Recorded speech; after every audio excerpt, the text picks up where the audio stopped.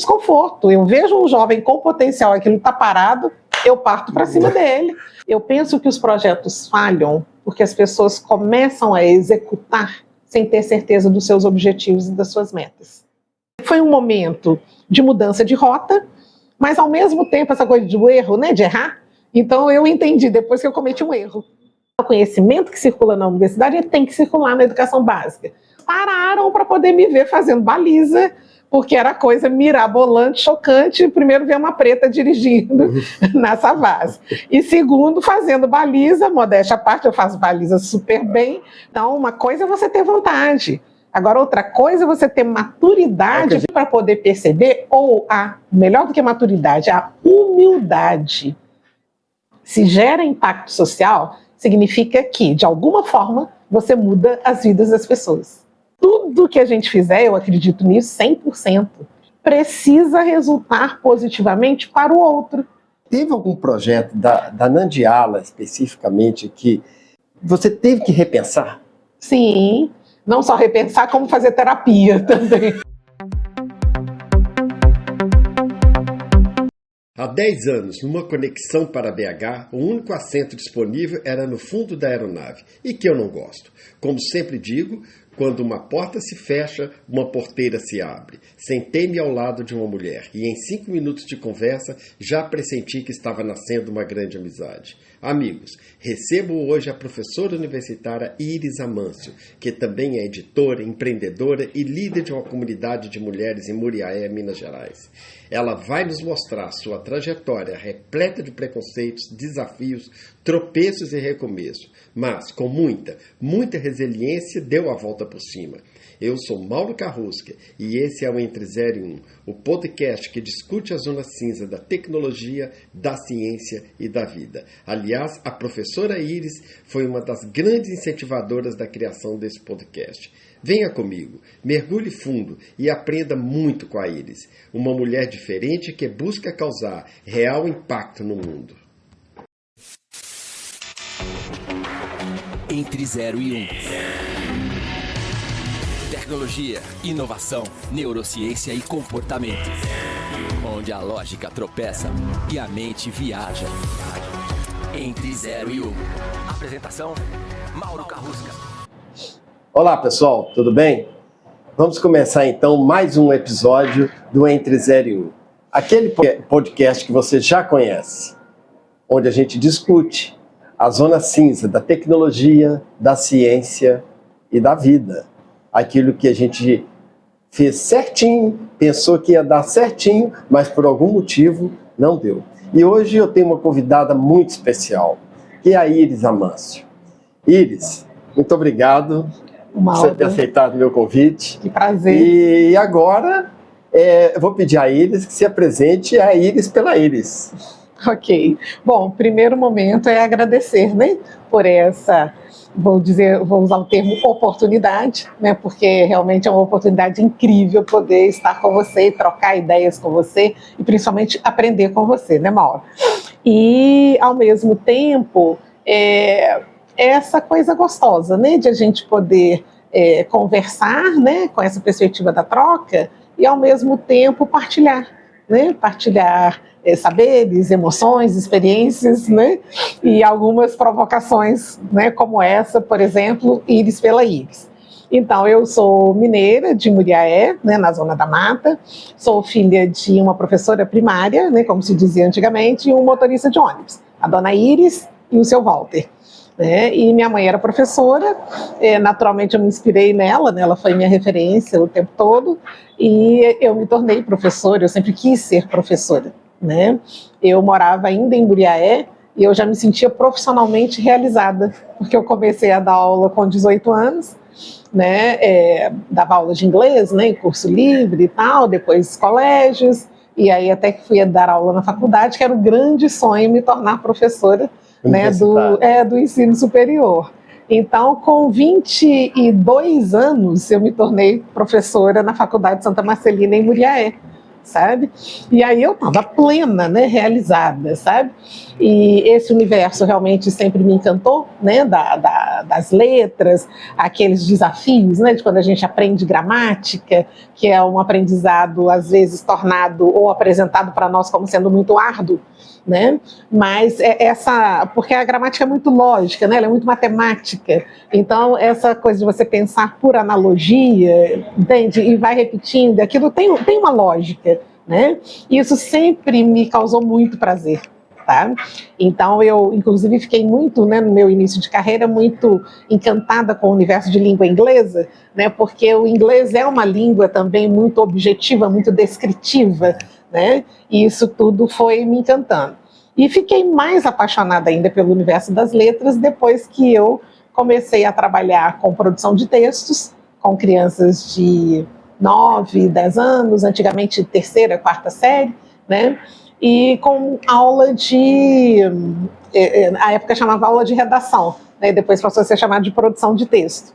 E dali foi que eu comecei, então, né, para provocar a escrita, né, principalmente essa experiência maravilhosa que hoje é chamada de escrita criativa, né? Então eu dava aula de escrita criativa para os meus alunos pequititinhos e já trabalhava com textos literários, né? E aí eu fico mais encantada com a área de letras, né, em função das literaturas, sabe? Sim. Então é uma experiência muito bacana, porque aí de Muriaé eu venho para Belo Horizonte, né, e você chega à capital, você sai da roça, vem para a capital, né, que é a tal da roça grande, com essas duas universidades maravilhosas que nós temos aqui, o FMG e PUC Minas, né, as maiores, depois a UENG explode também. Então eu fiquei assim, né, me sentindo no paraíso, né, com essas bibliotecas chocantes que nós temos por aqui.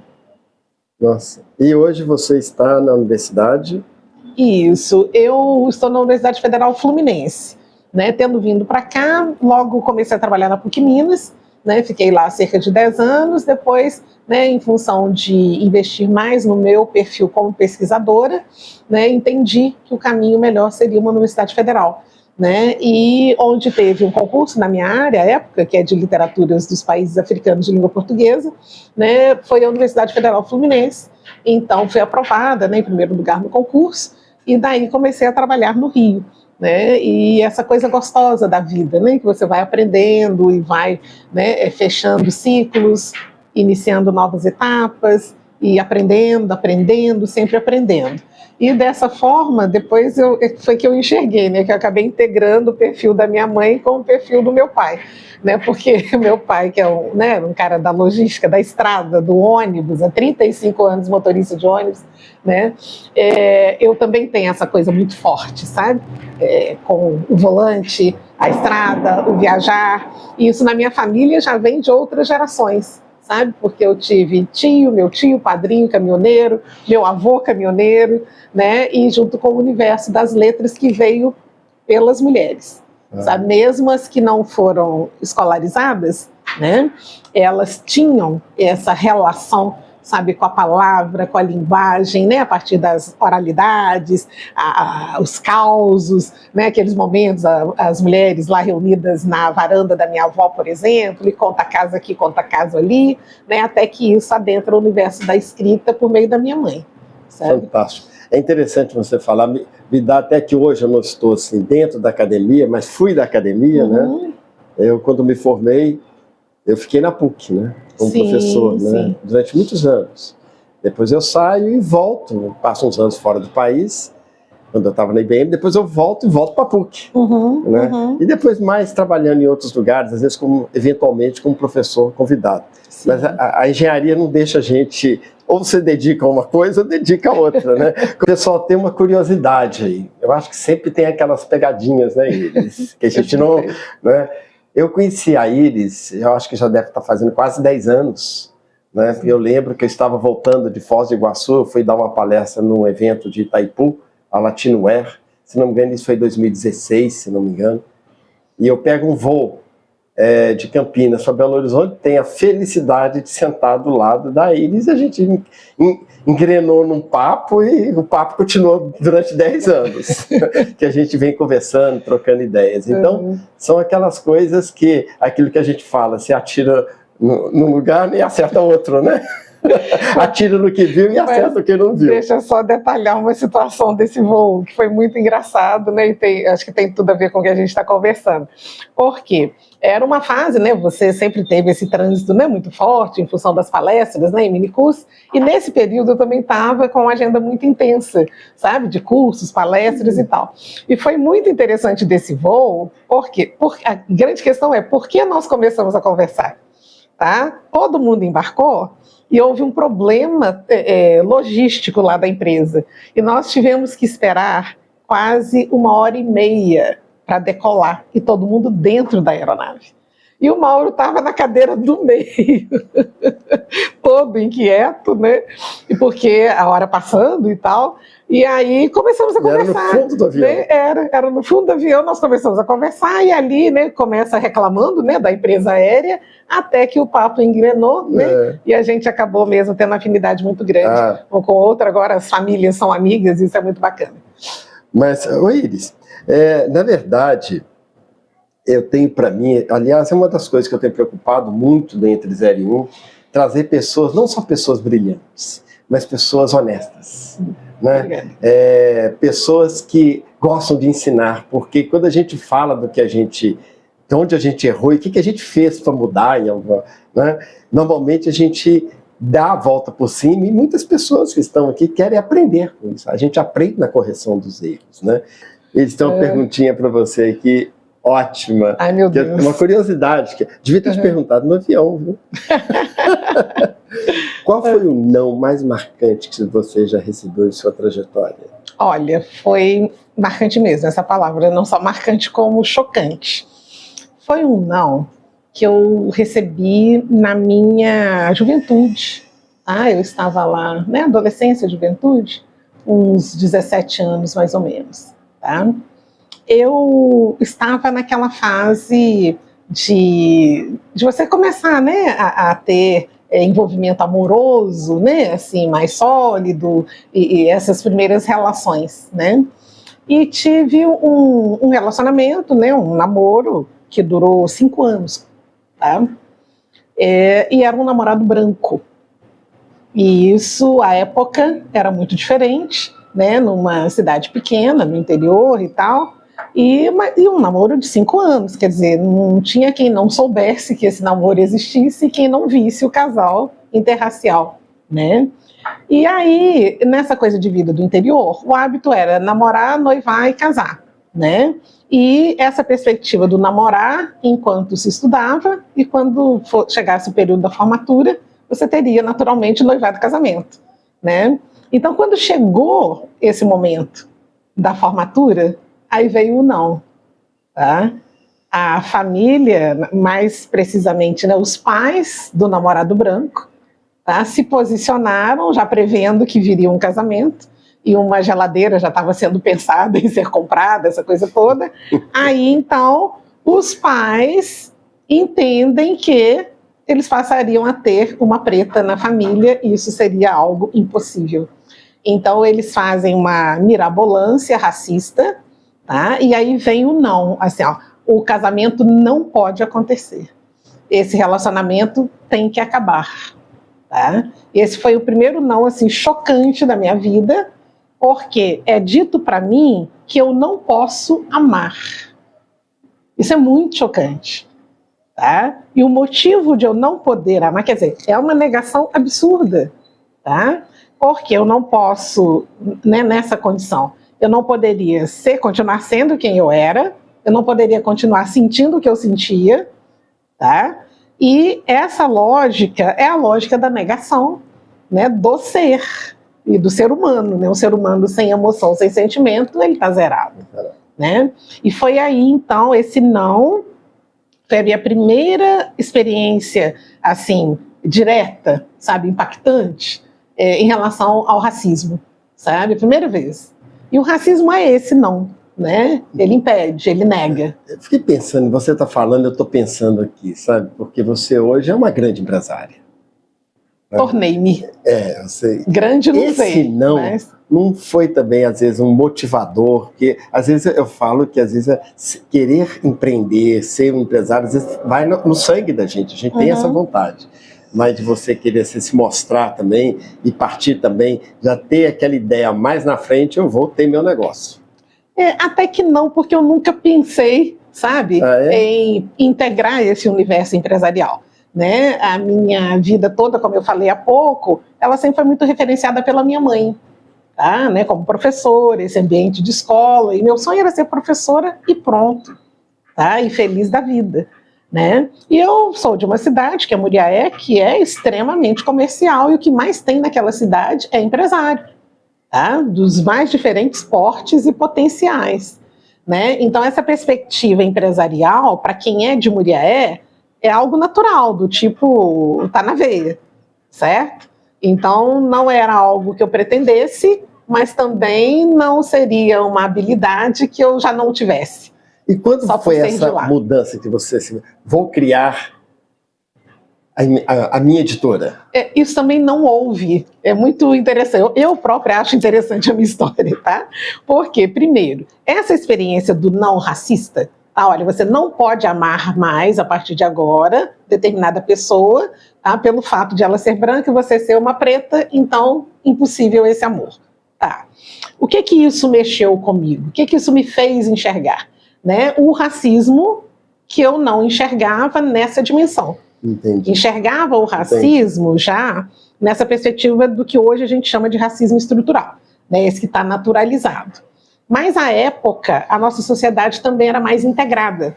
Tá? Por exemplo, situações de hoje que existem, a criancinha, às vezes aparece até em jornal, né? O menino branco, aí na escola ele vai dançar quadrilha com a menina preta. Aí vem alguém da família do menino branco para poder interferir na escola e brigar com a professora, porque não quer que o menino branco dance com a menina preta. Tá? Eu nunca passei por essa experiência. Meus amiguinhos brancos sempre faziam questão, eles adoravam dançar quadrilha comigo. Né? Nós somos amigos até hoje, nós somos amigos, né, há mais de 50 anos, e a gente morre de rir quando a gente lembra disso. Então eu não tive essa experiência, né, do racismo como negação. Tá? Eu tive experiência do racismo nessa perspectiva da naturalização, sabe, de o negro estar para a ordem do ruim, mas daquela forma mais sutil. Por exemplo, no colégio de freira que eu estudei, né, minhas colegas todas brancas, eu a negra da turma durante muitos anos. Depois apareceram outras colegas negras, mas sempre muito poucas. Aí, continuamente, eu era levada à frente da turma, tá? Porque tinha uma freira que era a disciplinária. E a minha mãe sempre foi muito caprichosa. Então eu ia para a escola impecável, tá? Aquela blusinha branca de botão e toda bem passadinha, saia pregueada azul marinho, sapato boneca, sabe? Eu ia toda mesmo pronta e arrumada, né? Então a freira disciplinária me pegava, me colocava na frente da turma para poder dizer, olhem para Iris, morram de vergonha. Tá vendo? Isso é racismo. Olha o exemplo. Entendeu? Morram de vergonha, porque muito ela bom. Que é preta, tá desse jeito, vocês que são brancas, tomem vergonha na cara. Era isso que a freira falava. E usava aquela expressão que ninguém acredita que exista, mas existe. A freira falava, olha, vejam a Iris, ela é uma negra de alma branca. Tá? Então, entendeu? O racismo, né, sempre permeou, mas nessas sutilezas. Né? Então, esse não foi muito importante para a minha vida. Tá? Porque eu fiquei meses e meses e meses, né? Confesso que chorando, né? Porque eu amava, então como é que você para de amar e não chora? Né? É proibido de amar e não chora. Né? Chorei sim, não tenho vergonha de dizer, né? Mas ao mesmo tempo fiquei pensando, o que é isso? Entendeu? Por que isso acontece? Eu fiquei meses, depois eu percebi que eu fiquei anos me questionando. Por que isso acontece? Eu queria entender a lógica disso. E daí, como eu sempre gostei muito de estudar, eu resolvi estudar sobre isso. Tá? Eu queria, depois, né, eu fiz graduação, aí queria continuar estudando, e comecei a procurar, né, algum mestrado que abordasse essa perspectiva das relações raciais. Aí você fez um mestrado? Aí fiz um mestrado na literatura, né, pensando já as literaturas africanas, tá? Porque eu consegui, muito nova, enxergar essa dimensão, porque esse não foi tão forte, que ele tocou o que há de mais íntimo na pessoa, que é o seu ser.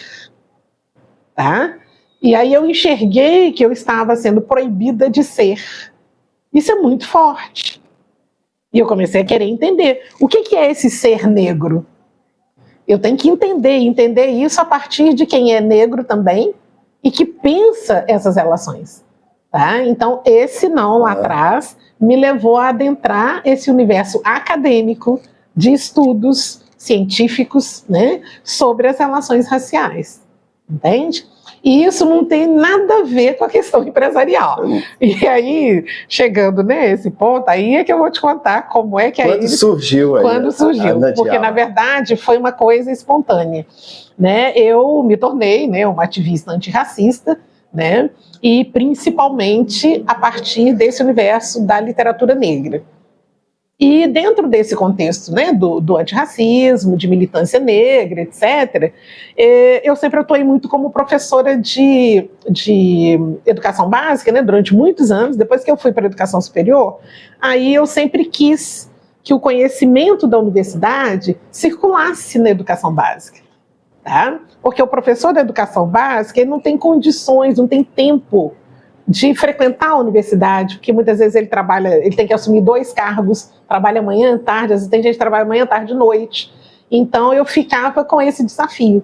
Tá? O conhecimento que circula na universidade ele tem que circular na educação básica. Outra linguagem, outro formato, mas tem que chegar. Mas tem que passar lá. Aí então eu entro de sola naquilo que eu amo, que é a minha paixão, que é fazer formação de professores para o ensino de literatura negra, aí envolvendo as africanas, dos países de língua portuguesa, e também a literatura afro-brasileira. Aí nessa de fazer formação de professores, encontrei uma pedagoga negra também, chamada Rosa Margarida, e a Rosa Margarida já fazia formação na perspectiva pedagógica disso que hoje é chamado de educação antirracista. Ela já fazia isso lá nos anos 90, antes de lei, antes de um monte de coisa. Já fazia isso aqui em Belo Horizonte. E aí foi muito bacana esse encontro, né? E aí a gente preparava os materiais para fazer a formação. E a gente carregava caixas e caixas, que a gente chamava de xerox, né? Hoje a gente já se fala xerox, mas a gente falava xerox, e era cópia da cópia da cópia da cópia da cópia. E a grande questão que emerge a partir de então é: cadê os livros? Eu não vou nunca poder levar esse professorado a um lugar, e os professores perguntavam: onde eu compro esse livro? Não tinha. Tá? E daí é que surge essa questão: olha, vamos então, nós duas, tá? Vamos então criar esse espaço, organizar esse espaço. Aí como é que se faz para ter um espaço assim? Tem que ter um contador. Tem que ter um CNPJ. E aí a gente foi entrando nesse universo, mas o propósito era formalizar para não ter multa, entendeu? Não ter problema com fiscalização. Então, temos que formalizar esse espaço para ter lá os livros para vender. Mas não tinha eu ali a consciência de que eu estava me tornando uma empresária. E nunca escolhi aquela coisa: olha, vou ter uma livraria. Entendeu? Nunca escolhi. Foi acontecendo. A coisa aconteceu, ela é muito orgânica, sabe? Ela aconteceu. E aí, a grande questão: onde vai ser esse espaço? Esse espaço livreiro? Se ele tem o veio antirracista, ele tem que começar na Savassi. Porque na Savassi não circulavam pessoas negras. Não circulavam. Quando eu paro de carro a primeira vez, tá? Junto à calçada da galeria onde ficou a Nandiala na primeira etapa, nossa, as pessoas pararam para poder me ver fazendo baliza, porque era coisa mirabolante, chocante. Primeiro, ver uma preta dirigindo na Savassi. E segundo, fazendo baliza, modéstia à parte, eu faço baliza super bem, porque eu venho, né, de uma tradição de motorista. Como é que se faz, né? Pois é, eu brinco, eu falo que eu sou a rainha da baliza. Então, eles ficaram assim, chocados. Como assim? Além de ter carro, ela ainda faz baliza? Essas coisas que a gente acaba rindo, né? Mas o fato é que foi nessa experiência, as coisas foram acontecendo. E eu tenho uma relação muito tranquila com a vida, sabe? Eu acredito que a vida, ela é composta por energias, e essas energias vão, entendeu? Nos movendo. Elas são dinâmicas, né? No sentido científico mesmo, físico, da dinâmica, né? E ali as coisas, né? A gente encontra pessoas, né, Mauro Carlos? A gente encontra pessoas no avião, né? A gente vai a certos lugares e aprende certas coisas.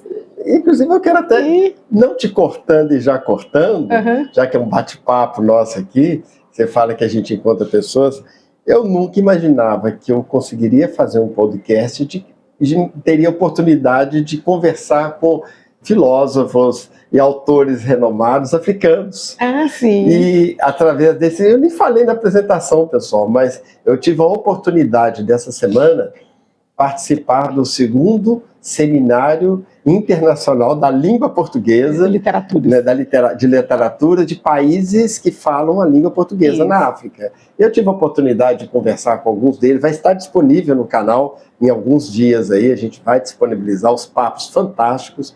E se não fosse a Iris, que a gente conversando, semanas anteriores ela me toca no assunto, que eu convidando ela para participar, e me convida. Obrigado de novo por essa oportunidade. Não, eu que te agradeço por ter acolhido, né, essa possibilidade de interagir com eles. A gente aprende todo dia, sim, viu? Sim, e mais uma vez a PUC Minas, né, assim, permeando as nossas vidas, né, porque eles estavam Eu sou filho da PUC. Pois é, eu estive por lá. E eles estavam, né, em Belo Horizonte como convidados da PUC Minas, né, da professora Terezinha Taborda, lá da pós-graduação em letras.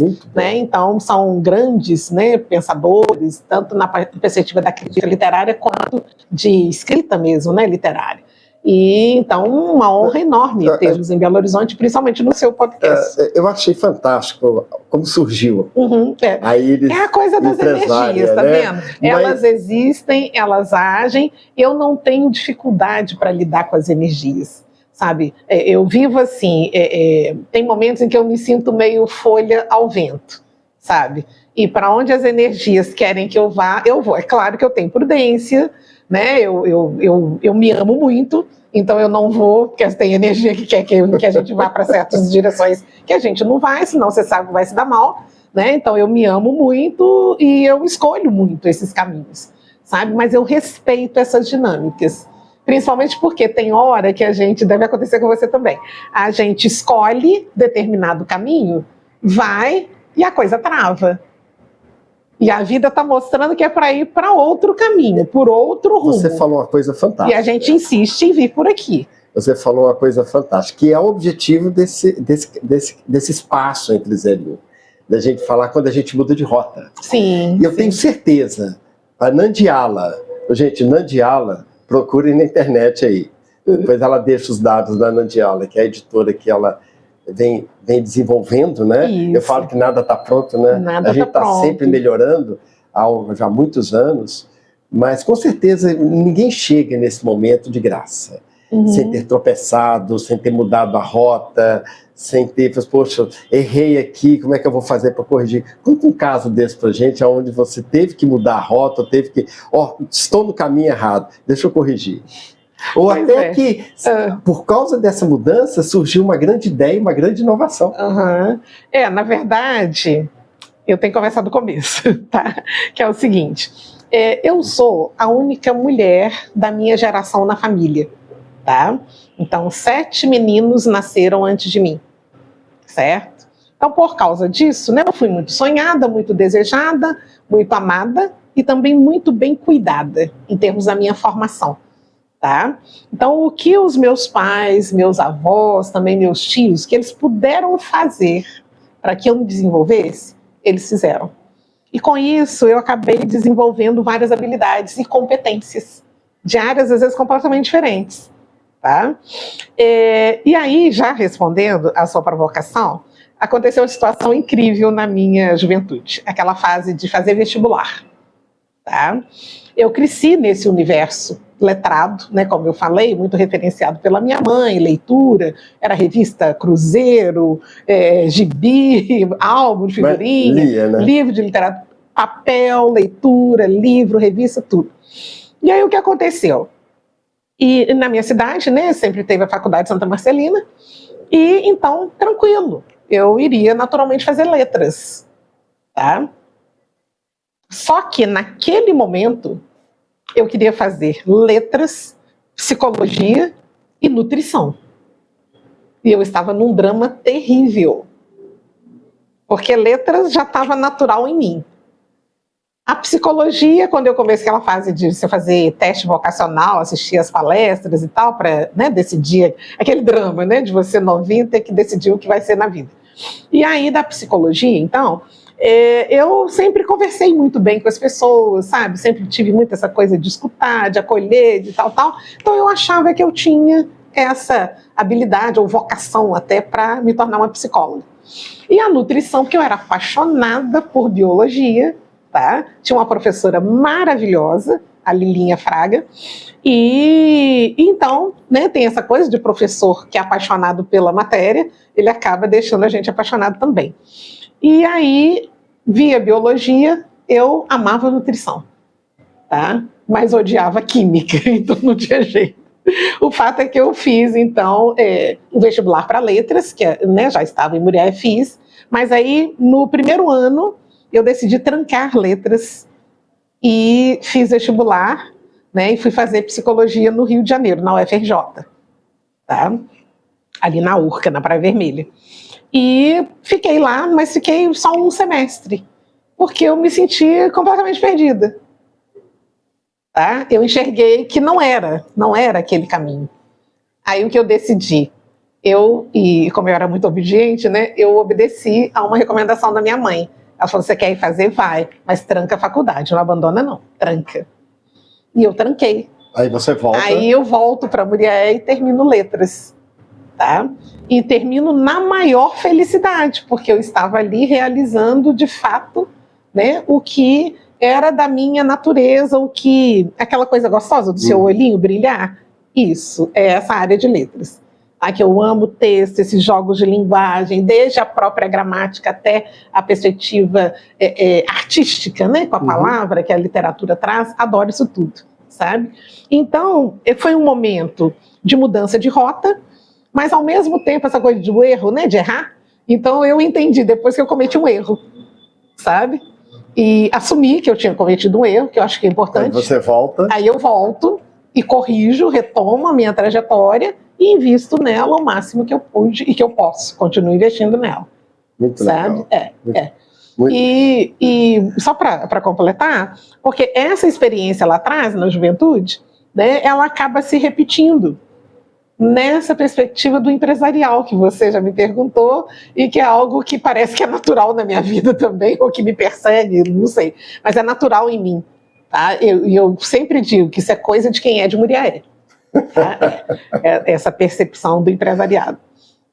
Como que você acha que projetos falham? Mais devido à visão estratégica, ou erros humanos, ou devido ao ser humano mesmo, problemas de comunicação, de cultura, de egos, onde dão falhas em projetos? De um modo geral, não o que você ouviu. Você tem alguma experiência nisso para contar para a gente? Tenho experiência nisso e penso que a resposta não seja única, tá? Eu tenho percebido, principalmente depois que eu entrei nesse universo empresarial, né, que ele é muito referenciado pela perspectiva dos projetos, né, mas, no geral, eu penso que os projetos falham porque as pessoas começam a executar sem ter certeza dos seus objetivos e das suas metas. Tá? As pessoas, assim, têm uma ideia mirabolante, ou veem que virou moda ter não sei o quê, então elas querem também e vão fazendo. Falta de pensar estratégia. Vão fazendo. Não, porque mesmo a estratégia, ela é uma etapa lá na frente. Primeiro você tem que saber o que você quer, definir os seus objetivos, né? Aí você enxerga quais pontos você quer alcançar, e aí é que você vai pensar as estratégias. Quais estratégias eu tenho que adotar para alcançar essas metas e chegar a tais resultados? Mas as pessoas já começam de estratégia, porque hoje parece que estratégia é sinal de marketing, então você contrata, né, um profissional de marketing, já sai fazendo e já quer resolver, mas você não tem objetivo. Então, se você não tem o que é principal, tá, vai resultar em quê? Vai ser fracasso. Esse é um ponto. Outro ponto.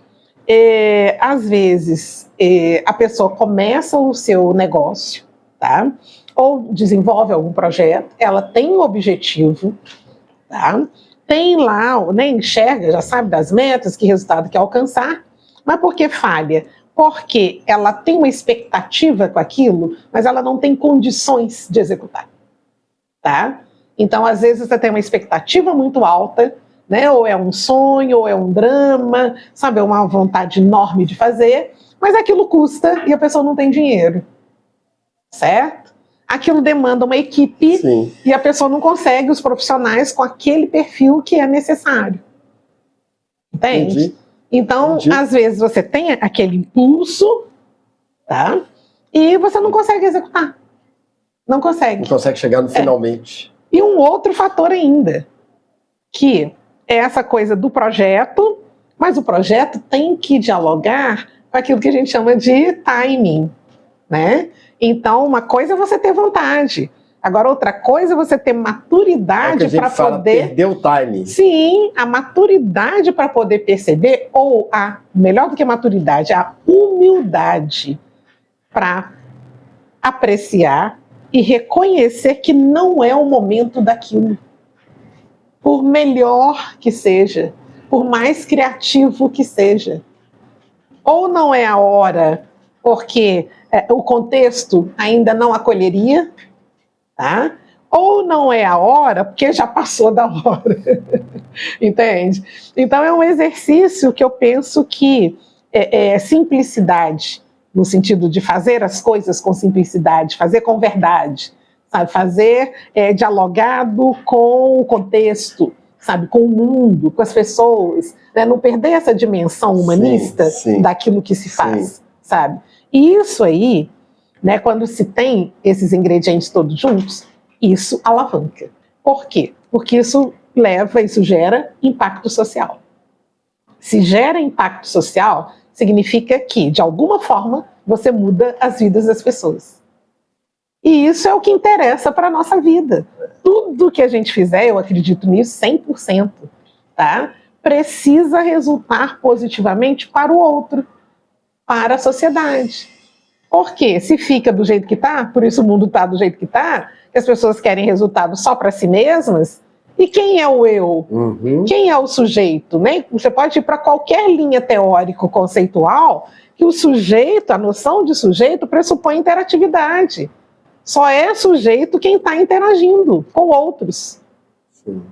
Senão, você não é sujeito.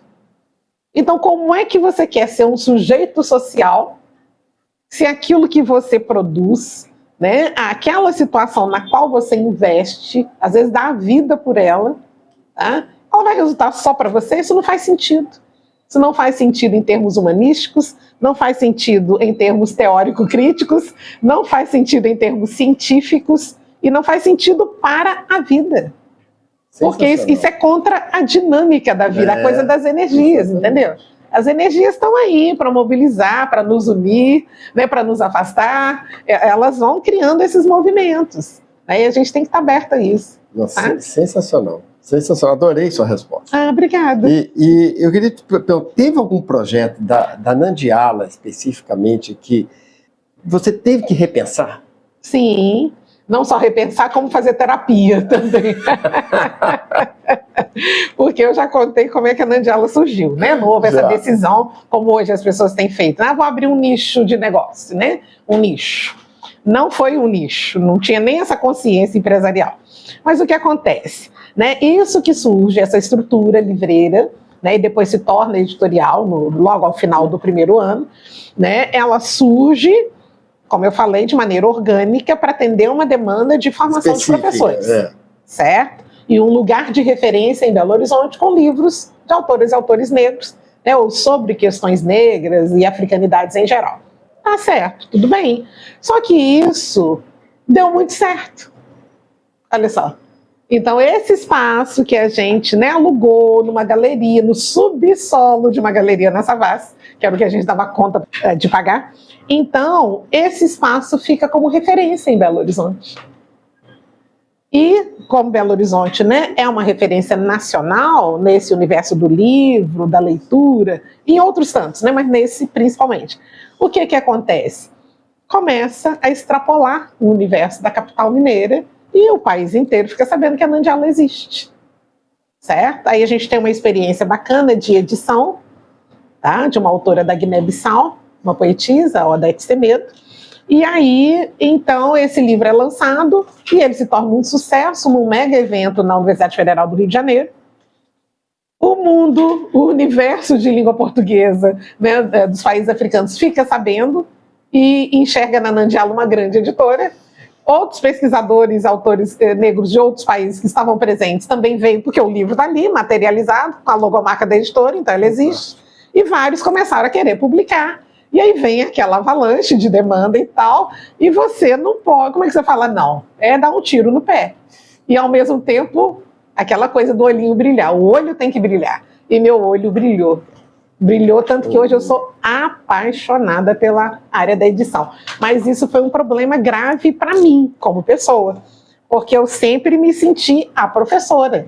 Eu sempre fui a professora, esse sempre foi meu sonho. E realizado, como eu falei, desde nova.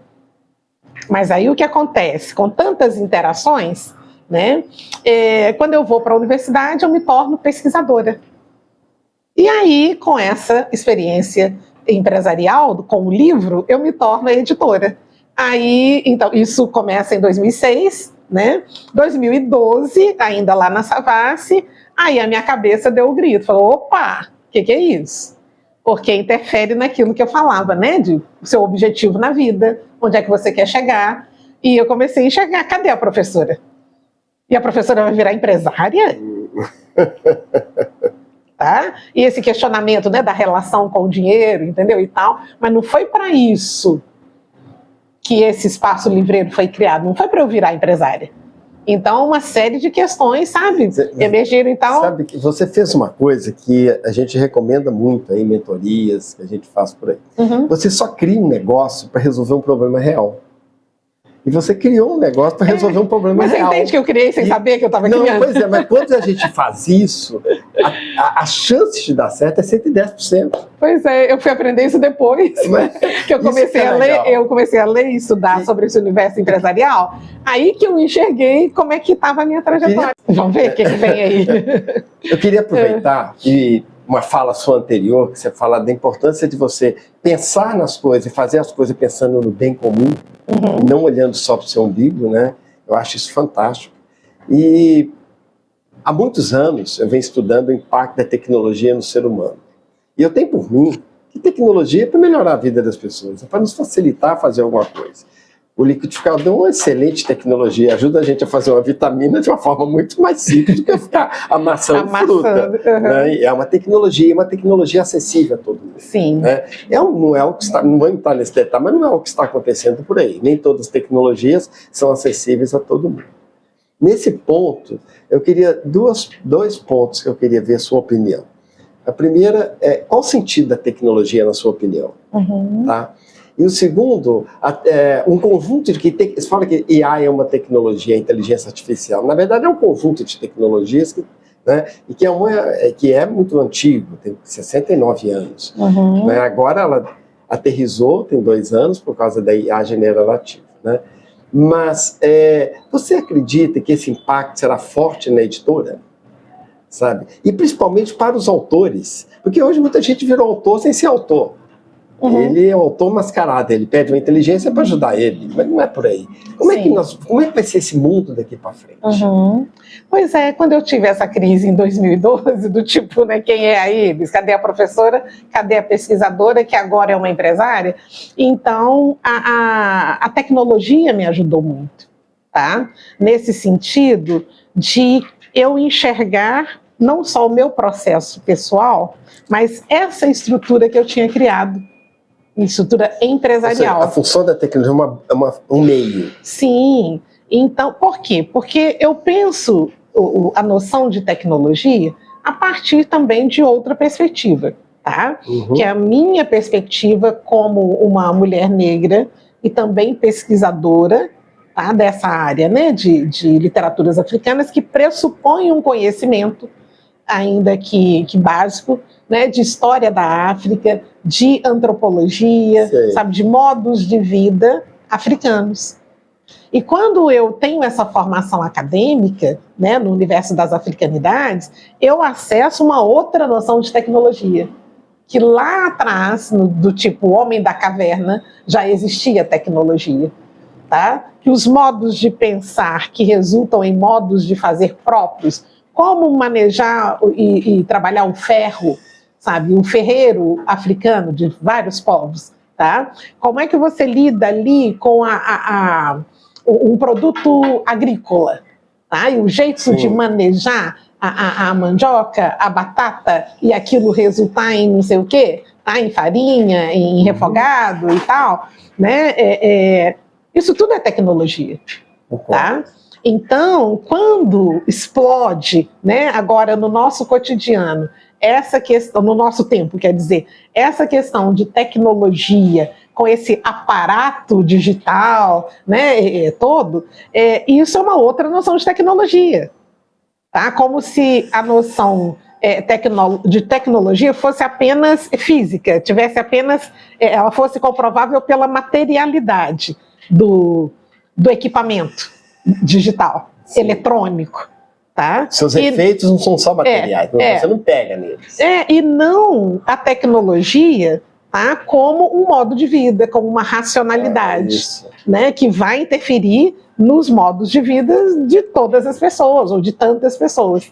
Tá? Então, quando eu me vejo lá em 2012, né, ali, professora pesquisadora e editora, entenda-se, empresária, né, isso aí explode na minha cabeça e eu vou buscar o quê? Tecnologia. Eu tinha que tomar uma decisão. O sentido grego de crise, né, que é decisão. Quando a gente fala que está em crise é porque a gente tem que tomar uma decisão. E aí eu tomei a decisão. Ou eu deixo isso ou eu assumo isso. E eu fui pessoalmente, né, preparada para assumir desafios, tá, por toda essa história de vida que eu tive. E aí eu falei, não, já estou empresária, eu vou assumir que eu sou empresária. Mas para eu assumir, eu tenho que fazer o que é básico na minha vida. Eu tenho que ler, eu tenho que estudar, eu tenho que fazer curso, eu vou assistir palestra, sabe? Eu vou aprender o que é isso, porque eu não conheço, não domino, tá? E a partir de então, eu encontro esse aparato tecnológico todo, que é o que a gente tem hoje. E fico cheia de indagações. Meu Deus, o que isso vai, entendeu, colaborar com a minha vida? Tá? Que eu sempre chamei de parafernália tecnológica. Tá? Primeiro foi recusa, não quero saber dessa parafernália tecnológica. Depois, como é que eu uso isso a meu favor? E eu não precisava dela. Exato. Tá? Porque eu sou profissional ali, por exemplo, sala de aula é o que a gente chama de chão de escola. Tá? Na militância, você vai para a periferia, você circula, entendeu? Final de semana, você vai para o espaço cultural, você vai aqui e ali. Então, a minha vida sempre foi muito orgânica, muito ali do tipo de verdade. E aí, essas virtualidades, essas tecnologias não eram uma necessidade na minha vida. Só que o mundo mudou, a sociedade mudou, né? E eu entendi isso e passei a me atualizar também. E aí você chega àquele ponto que o Sebrae gosta de chamar de você repensar o modelo de negócio. Mas nesse ponto aí que você tocou, que foi fantástico, né? Como que você vê hoje a inteligência artificial para os escritores, na edição de livros, para a editora, para esse mercado hoje como um todo? Olha, se eu penso a inteligência artificial como resultado da tecnologia, do avanço tecnológico, de imediato eu preciso recebê-la como algo positivo, tá? Porque é pensamento humano, é intelectualidade humana criando caminhos, né, para poder melhorar a nossa vida. Sim. Tá? Facilitar aqui e ali. Então, com a IA, eu não vejo de imediato que ela seja algo negativo, que ela seja um problema, tá? Se eu a considero a partir desse propósito, colaborativo para o mundo, para a vida. Então, a minha questão não é nem tanto com a IA, mas com os usos que têm sido feitos da IA. Tá? E também certos usos, os piores possíveis, que são fruto de um entendimento equivocado do que seja IA. Porque tem pessoas entendendo que a IA pensa. Tá? Tem gente que acha que ela pensa, só por causa da palavra inteligência. Aí eles enxergam o inteligência, mas eles não leem o artificial. tem um erro de definição aí, inteligência artificial, porque inteligência é coisa orgânica, então ela não é inteligente nem artificial, porque ela é baseada em dados, dados que ela coleta que estão aí disponíveis, né? Por isso que ela é muito dependente de dados. Mas hoje o que eu tenho percebido, que você pega, por exemplo, uma rede social, o LinkedIn, está cheio de escritores hoje. Cada post mais bonito, os artigos, a gente claramente você vê que teve auxílio de alguma entidade extraterrestre. Pois é. E isso, como é que vai ficar o critério hoje do editor, né? Para selecionar se isso é autoral, se isso não é autoral, como é que eu publico, como é que eu não publico, como é que você pensa que vai evoluir isso aqui para frente? Olha que interessante, que tanto na edição quanto na sala de aula, antes a gente tinha um procedimento básico que era acessar o Google, então você copiava, né, um pedacinho lá do original ou do trabalho do aluno, copiava, colava lá no Google para poder verificar, né, se existia ou não, se aparecia em alguma outra base. Agora, com a inteligência artificial fica mais difícil, né? Mas, tanto que a gente teve nessa perspectiva autoral, né, essa situação constrangedora em relação à Câmara Brasileira do Livro com o Prêmio Jabuti. Né, em que um dos indicados era fruto de inteligência artificial. Tá? E quer dizer, o texto passou, né, por revisões, apreciações né, de pessoas muito competentes, porque o júri é muito bem selecionado. Tá? Então nós temos esse desafio. E isso é alimentado pelo que você comentou. A gente está num momento histórico, né, em que todo mundo pode tudo, tá? Tem essa sensação, e todo mundo quer ser tudo. Tá? Então, no contexto do livro, né, tem uma coisa boa que é as pessoas que escrevem, já escrevem há um tempo, né, terem hoje mais caminhos que foram proporcionados pelo avanço tecnológico, tá, para poderem publicar. Certo? Agora, há um tanto de pessoas que não querem publicar nessa perspectiva de se tornarem autores, de compor uma carreira bacana, sabe, um trabalho mesmo intelectual, criativo. Mas elas querem simplesmente ou alimentar o ego, do tipo, sou autor, então, como a tecnologia facilita, fabrica lá, assim, manda imprimir 50 exemplares, escolhe uma livraria famosa e faz um lançamento, vende lá 30 livros, aí depois distribui não sei o que, acabou o estoque de 50, anuncia no Instagram. A primeira edição esgotou. Percebe? Então isso é assim, chocante, é tudo fake. E é esse ponto que eu queria chegar, né? O avanço tecnológico, a inteligência artificial, né, como um dos resultados dele, né, e outros, as plataformas, né, redes sociais, elas nos colocam nesse lugar de sujeitos do século XXI.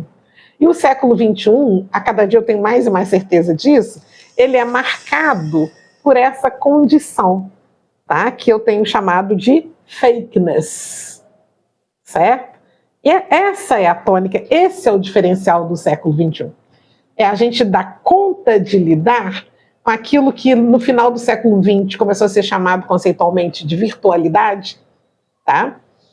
E aí a gente tem vários teóricos que abordaram isso, esse virtual, né, ele ocupa o início do século XXI, ele se faz presente nas nossas vidas de forma inevitável e de forma muito entranhada, sabe, no nosso modo de ser, de fazer, de pensar, principalmente das novas gerações, né, porque eles de fato são os sujeitos plenos do século XXI, e isso para eles é natural, nós que somos de outra geração, nós levamos susto, mas o fato é que esse fakeness, tá, esse componente, ele é a tônica.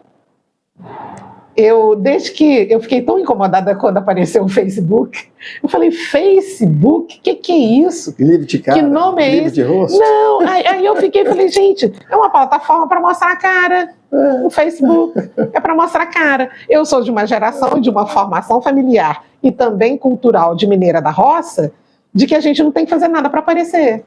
Você tem que fazer as coisas porque você acredita nelas, porque elas são de qualidade, porque elas vão resultar bem para a vida, para o mundo.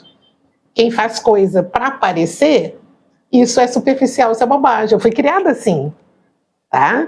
Então, como é que agora, no século XXI, percebe?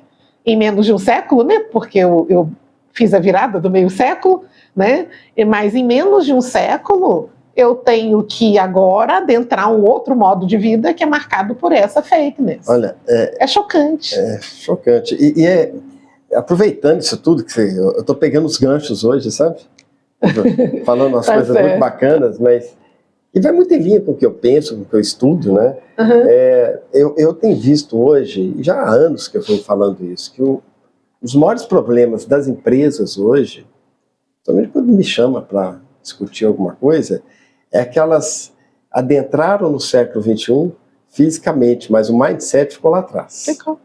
E por quê? Porque eles não entenderam que tecnologia não muda negócio. Quem muda um negócio são pessoas de carne e osso, pessoas que choram, que ficam felizes, que gritam. São pessoas normais. A tecnologia, essa evolução impactou fortemente as pessoas, a sociedade, mudando elas. Então, as empresas, para crescerem e entenderem o século XXI, elas têm que rever o seu modus operandi, rever o seu modelo de gerir, o seu modelo de pensar, a sua linha de conduta, porque as pessoas são diferentes. Elas chegaram de férias do século XX, entraram no século XXI, e a empresa estava com aquele negócio sisudo e não deu certo, porque elas chegaram diferente, querendo participar. Isso foi só uma colocação, aproveitando isso daí, mas eu quero comentar uma coisa com você que a gente tem percebido. Não sei se qual que é a sua opinião. Eu acredito que a sociedade está está totalmente doente. Hoje a gente tem visto coisas absurdas aí. Qual a sua opinião sobre isso? Você tem percebido isso também? Olha, eu tenho percebido, mas eu acho que esse estar doente é natural em se tratando de ser humano, sabe, como sociedade. Porque se você puxar o fio da história, isso aconteceu em outras épocas na história da humanidade. Tá? Por exemplo, quando você tem a virada do século XIX para o século XX, e o século XX começa, né, com a Primeira Grande Guerra Mundial, entendeu?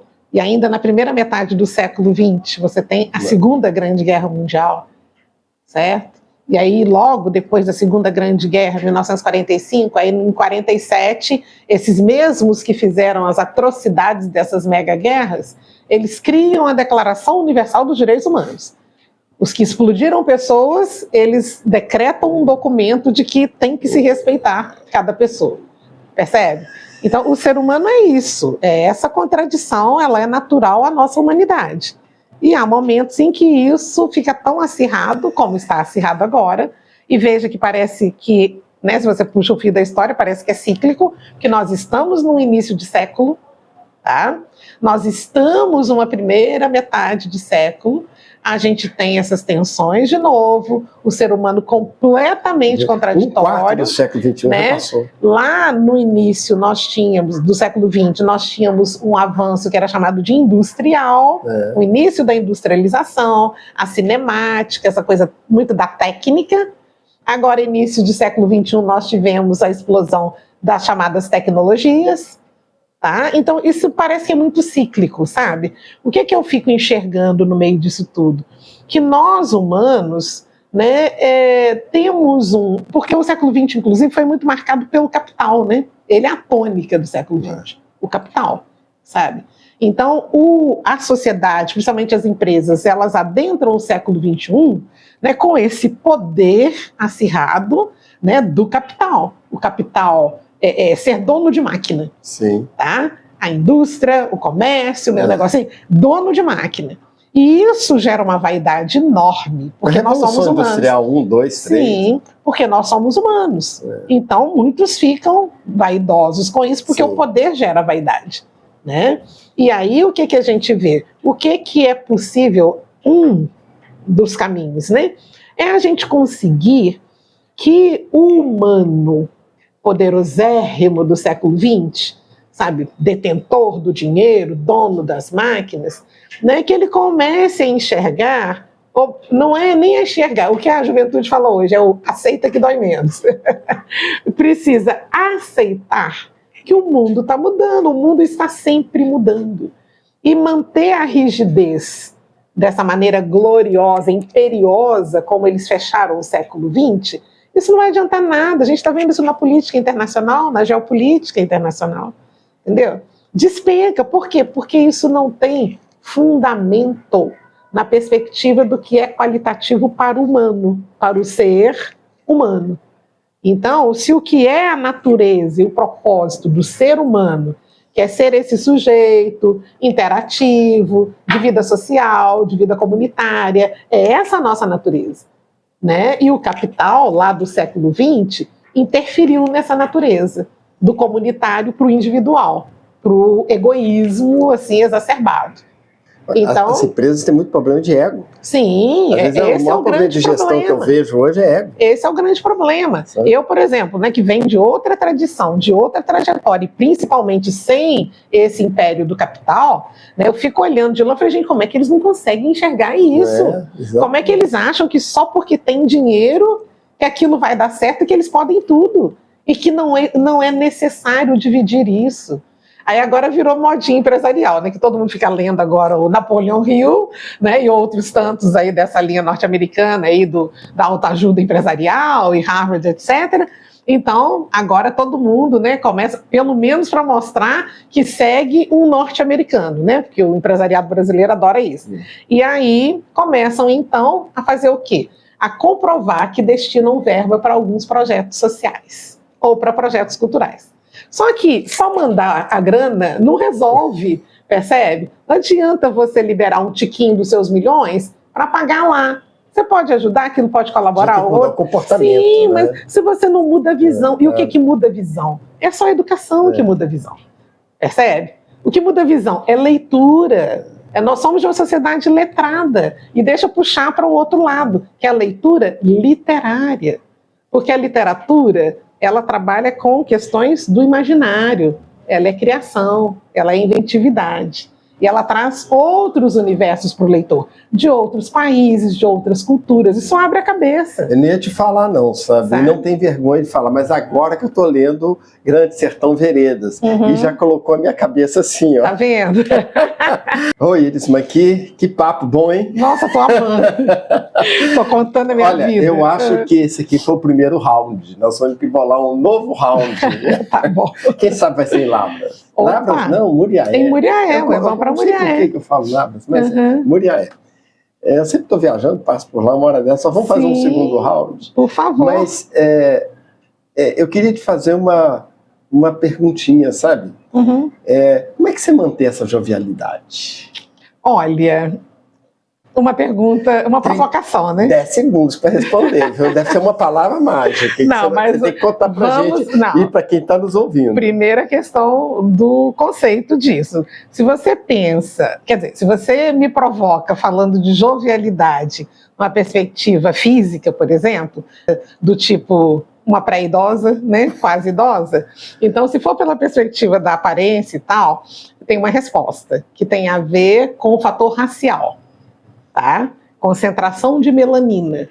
A melanina, há uma questão aí que é da vida, é física, da natureza, né? Ela protege a pele, certo? A concentração de melanina. Então, quanto mais melanina, mais a sua pele está protegida de raios, né? Essa coisa toda. Então, você tem menos ruga, entendeu? A pele menos coisa, aí você fica ali, né? Vai fazer 60 anos com cara de 35, 40, como dizem por aí, né? E tal, nas brincadeiras. Agora, em termos de jovialidade, se for essa coisa, né, de animação e pegar e fazer, eu sempre fui assim, eu penso que seja da minha natureza, sabe? Alegre. Agora, sim, mas por quê? Né? Entendo que tem a ver com a criação que eu tive, sabe? Eu fui educada, criada, não só no sentido de educação formal, né, mas aquela coisa de que antigamente a gente chamava de berço, né? E eu nasci numa família, tá, em que as pessoas acreditavam, e acreditavam no humano, tá? Então eu crescia e eu acompanhava de vez em quando, meu avô era vicentino, tá? E eu acompanhava, achava o máximo, que ele reunia um monte de homens e eles iam num sábado, num domingo, bater laje, entende? Para ajudar o outro a ter a casinha dele, e nisso eles constroem uma vila, percebe? Então, é essa coisa de que eu, por exemplo, eu tenho um desconforto, eu vejo um jovem com potencial, aquilo está parado, eu parto para cima dele, e vamos fazer isso, eu tenho que fazer. Por quê? Porque eu acredito na vida, sabe? Eu acho que a vida é essa grande dinâmica das energias e eu acredito que há sim uma energia maior, tá? Que eu costumo chamar de energia amorosa do universo. E é ela que nos move. Tem tanta coisa, sabe, que eu queria falar com você. É ela que nos move. Então, e nós temos tempo. E o nosso tempo é um tempo que passa, cada dia ele é menos, entendeu? Não é mais. É o mesmo, quer dizer, ao mesmo tempo, né? Ele é menos e ele é mais. É a nossa contradição humana, tá vendo? Então eu tenho mais um ano de vida, mas eu tenho menos um ano de vida. Então, isso que você chama de jovialidade, né, agora virou assim, tá com um impulso total. Por quê? Né, eu tô uma mulher madura, eu tenho uma trajetória de mais de 40 anos de trabalho, tá? E aí você tem, né, uma visão de mundo mais amadurecida e você não tem dúvidas do que você quer da vida. Eu, pelo menos, não tenho. Então, eu sei o que eu tenho da vida, o que eu quero da vida. Eu sei que meu timing tá acabando, né? O que eu tenho que fazer? Viver plenamente. E viver conforme o que eu acredito. Como você se recicla? Sabe? Olha, eu me reciclo, por exemplo, assim, batendo um bom papo. Adoro conversar com pessoas, conhecer pessoas, sabe? Adoro. Essa questão do trânsito, né? Na minha vida, na minha família, que é natural e tal, de transitar, vai aqui, vai ali. Né? Então, eu moro numa cidade, trabalho na outra, dou palestra em 300 outras, sabe? Essa dinâmica de estar com o humano, sabe? Eu adoro essa troca. Por quê? Porque eu aprendo. Eu aprendo o tempo todo, eu aprendo o dia inteiro, entendeu? Eu aprendo, e eu estou aberta a isso, e acho que quando eu enxerguei essa dinâmica, eu era muito jovem quando eu enxerguei isso, eu achei isso maravilhoso, e eu assumi esse caminho para a minha vida. Agora, tem momentos em que eu me dou mal, né? Que eu interajo com pessoas que querem me destruir, não agregam, né? Não, querem me destruir, não sei o que, não sei o que. Mas, em geral, dá certo. Principalmente porque quando você congrega humanos para o bem, você vai resultar bem. E aí, né, como a gente está fechando... É uma soma, né? É, só um exemplo. Olha só, o nosso coletivo Preta Soul em Muriaé. É um coletivo de mulheres negras de Muriaé. Nós temos um desconforto racista, né, historicamente racista, que é a inexistência de lingerie nude para mulheres negras. Por falar em lingerie, você lançou uma marca agora, né? Na verdade é fruto, né? Olha só, projeto, tá vendo? Você tem que ter objetivo, né? Então, em diálogo, a coisa comunitária, né? O apoio total desse nosso coletivo de mulheres negras de Muriaé, né? Esse nosso desconforto é transformado em projeto, tá? Aí de projeto, né? Aquela coisa toda das etapas, a gente chega ao produto, né? Mínimo viável, né? O MVP, e aí com o produto, ou seja, lingerie ali, ó, a materialidade, né? A gente está lançando, né, nacionalmente a marca Preta de Fibra, tá? Então, lingerie em 5 tons de pele, 5 diferentes tons de peles de mulheres negras, e essa lingerie não só pela cor da pele, não é essa superficialidade do nosso racismo cotidiano.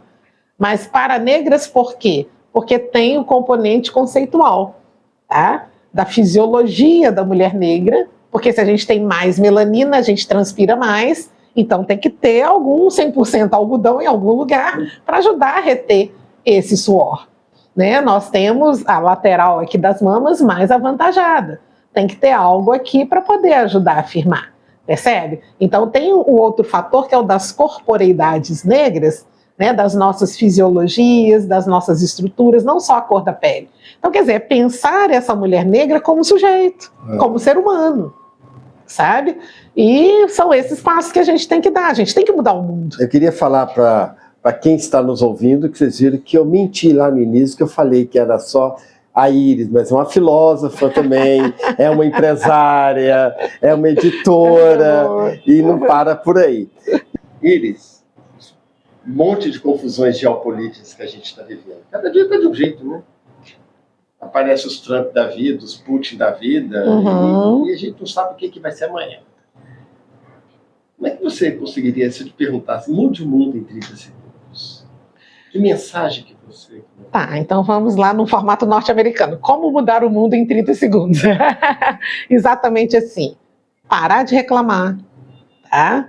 Parar de ficar aí com muito arrobo retórico, arregaçar as mangas, dar a mão para outra pessoa, tá? Criar uma rede, uma corrente, aquela noção de comunidade e fazer aquilo que vai resultar bem para todo mundo. Aí a gente muda o mundo. Para a gente fechar, já te agradecendo muito essa oportunidade de estar com você aqui durante o tempo que nós estamos conversando aqui. Que papo gostoso, né? Informal, muito bom, né? Obrigada. Deixa uma mensagem para os nossos ouvintes. Uma grande mensagem. Presta atenção, gente. Nós somos seres humanos, estamos vivos, então o que nós temos que fazer plenamente é viver. Nós temos que viver. E o que é isso de viver como ser humano? É viver como sujeito histórico, é viver como sujeito que pensa, é viver como sujeito que, pela sua própria natureza, interage com outros sujeitos, que vive em função dessa plenitude de ser com o outro. Quando nós alcançarmos essa condição plena, com humildade, com naturalidade, esse desafio de a gente enxergar que cada um é ser humano e todo mundo é ser humano e pronto, essa é a nossa natureza. Iris, muito obrigado. Obrigada a você, querido. Foi muito bom. Muito bom que as energias nos fizeram encontrar naquele voo. Muito obrigado aí pela paciência de vocês estarem com a gente aqui. Até o próximo episódio do Entre 0 e 1. Muito obrigado. Obrigada, Mauro. Obrigada. Entre 0 e 1. Tecnologia, inovação, neurociência e comportamento. Onde a lógica tropeça e a mente viaja. Entre 0 e 1. Apresentação: Mauro Carrusca.